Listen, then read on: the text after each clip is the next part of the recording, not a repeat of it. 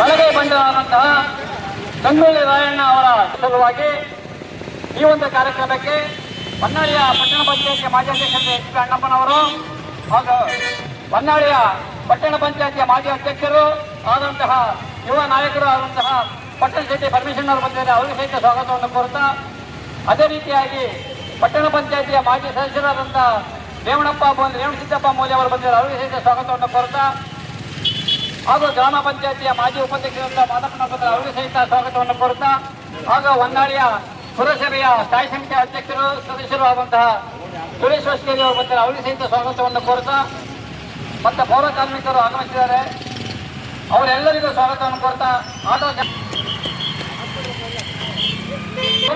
ಭಾರತ್ ಮಾತಾ ಕಿ ಹೋರಾಡಿ ಮಾಡಿದಂತಹ ಹಾಗೂ ಹಲೋ ಭಾರತ್ ಮಾತಾ ಕಿ ಹಲೋ ಭಾರತ್ ಮಾತಾ ಕಿ ಸೇರಿ ಧ್ವಜಾರೋಹಣವನ್ನ ಮಾಡಿರ್ತೇವೆ.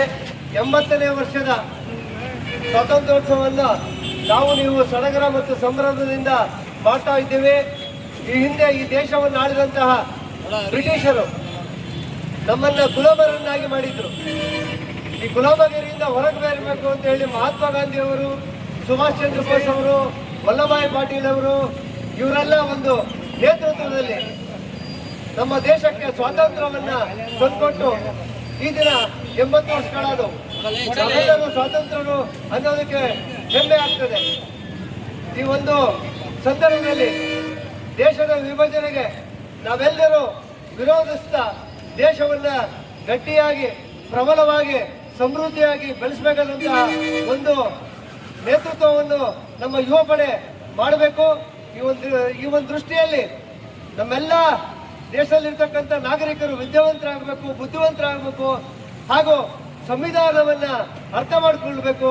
ಈ ರೀತಿ ನಾವೆಲ್ಲರೂ ಅರ್ಥ ಮಾಡಿಕೊಂಡಾಗ ದೇಶ ಸಮೃದ್ಧಿಯಾಗಿರುತ್ತದೆ. ಇಲ್ಲಿ ಹಲವಾರು ಜಾತಿ ವ್ಯವಸ್ಥೆ ಇದ್ರೂ ಕೂಡ ಸಂವಿಧಾನದ ಪ್ರಕಾರ ನಾವೆಲ್ಲರೂ ಒಂದೇ ಅನ್ನೋದನ್ನ ಡಾಕ್ಟರ್ BR ಅಂಬೇಡ್ಕರ್ ಅವರು ಬರೆದಿರ್ತಕ್ಕಂಥದ್ದು ನಿಮ್ಮೆಲ್ಲರಿಗೂ ಗೊತ್ತಿರ್ತಕ್ಕಂಥ ವಿಚಾರ. ಈ ಒಂದು ಸಂದರ್ಭದಲ್ಲಿ 90ನೇ ಸ್ವಾತಂತ್ರ್ಯೋತ್ಸವದ ದಿನಾಚರಣೆಯಲ್ಲಿ ನನಗೆ ನನ್ನ ಭಾಗ್ಯ ಪುಣ್ಯ ಅಂತ ಹೇಳ್ತಾ ತಮ್ಮೆಲ್ಲರಿಗೂ ಒಂದಿಸಿ ನನ್ನ 2 ಮಾತು ಮುಗಿಸ್ತೀನಿ. ಜೈ ಹಿಂದ್, ಜೈ ಕರ್ನಾಟಕ ಮಾತೆ. 80ನೇ ಸ್ವಾತಂತ್ರ್ಯ ಸಂಭ್ರಮದ ಹೊಸದಲ್ಲಿದ್ದೀವಿ.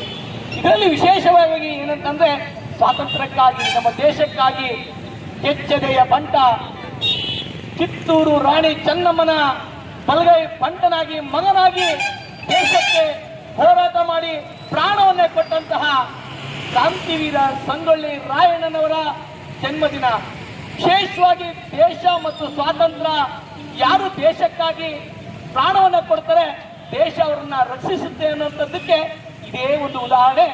ಸ್ವಾತಂತ್ರ್ಯ ಸಿಕ್ಕ ಸಂದರ್ಭದಲ್ಲಿ ಕ್ರಾಂತಿವೀರ ಸಂಗೊಳ್ಳಿ ರಾಯಣ್ಣನ ಜನ್ಮದಿನಾಚರಣೆ ಇರುವಂಥದ್ದು ನಮ್ಮೆಲ್ಲರ ಭಾಗ್ಯ, ಹೆಮ್ಮೆ ಅನ್ನುವಂಥದ್ದನ್ನು ಹೇಳ್ತಾ, ಪಂಚಮಿ ಶಾಲೆ ಸಮಾಜದ ಮುಖಂಡರು ಮತ್ತು ಪುರಸಭೆಯ ಮಾಜಿ ಅಧ್ಯಕ್ಷರಾದಂತಹ ಪಟ್ಟಣ ಶೆಟ್ಟಿ ಪರಮೇಶ್ವರನವರು ಇವತ್ತು ಧ್ವಜಾರೋಹಣ ಕಾರ್ಯಕ್ರಮವನ್ನು ಮಾಡಿರುವಂಥದ್ದು ನಮಗೆ ಹೆಮ್ಮೆ ತಂದಿದೆ.